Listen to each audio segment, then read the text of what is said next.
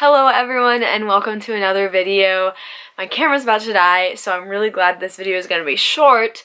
It is my February reading wrap-up. I only read 2 books in the month of February, but I am so excited that I read 2 books because I now have a full-time teaching job, so I barely have any time to read, and I've also had bronchitis for 3 weeks, and it's the kind of sickness where I just didn't want to read. You know, sometimes you're sick and all you want to do is read, but then sometimes you're like, don't want to do anything but watch Law and Order for 12 hours a day.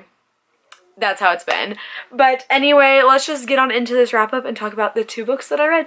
The first book I have to talk about is The Spirit Glass Charade by Colleen Gleason. This is the second book in a Stoker and Holmes series. This follows 2 characters. One of them is Mina Holmes, and she is the niece of Sherlock Holmes, and then the other one is the sister of Bram Stoker, who wrote Dracula. And in this world, vampires exist, and there's murder mysteries and all that stuff. If you remember what I said about the first one, it wasn't my favorite because I felt like there were just so many plot lines that it was just kind of all over the place. This one was pretty much the same. So many different plot lines. The mystery from the first book still isn't really solved, and it was just crazy. Luckily, the mystery from this book was solved, so we did get ending from that one.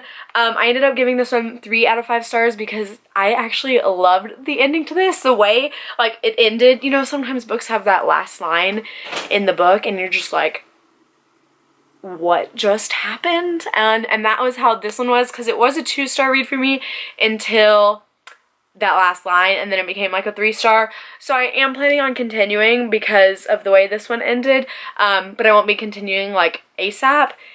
It'll probably be a while, but I'll get to it eventually. So yeah, 3 out of 5 stars. The next book I have to talk about is Harry Potter and the Order of the Phoenix by J.K. Rowling. I listened to this book on audiobook. I have been rereading the series through audiobook for the past year, and it's been so much fun. I have just loved doing that because it's a whole new experience. It's so different from physically reading it. This one took me a while because it's almost 30 hours, actually over 30, can't remember. There's 30 parts on Overdrive. It was long, but once again, I love this one. Order of the Phoenix used to be one of my favorites because Sirius Black is in it, but you know what happens to some of the characters in here if you've read it. But love it. What can I say? It's Harry Potter. Of course I gave it 5 out of 5 stars. So because this video is only 3 minutes, I'm going to quickly talk about my plans for March. I have already finished 1 book. Go Me. I finished it the first day of March. It was really good. I'll talk about that in my March wrap up. So in March, I don't want to start series because like I said, I'm a full-time teacher now, so I can't commit that much time to a whole series. So I really want to read a lot of standalones, and it's perfect because actually standalone contemporaries are my favorites. So I'm going to quickly mention some books that I want to hopefully get to within the next month or 2. You know, spring break is in a week, so I'm hoping to get a lot of reading done. But also, spoiler alert for my book haul, because some of these I haven't hauled yet. So I'm not going to give a synopsis for all of these because let's be real, they're all young adult contemporary, so you kind of know the gist already.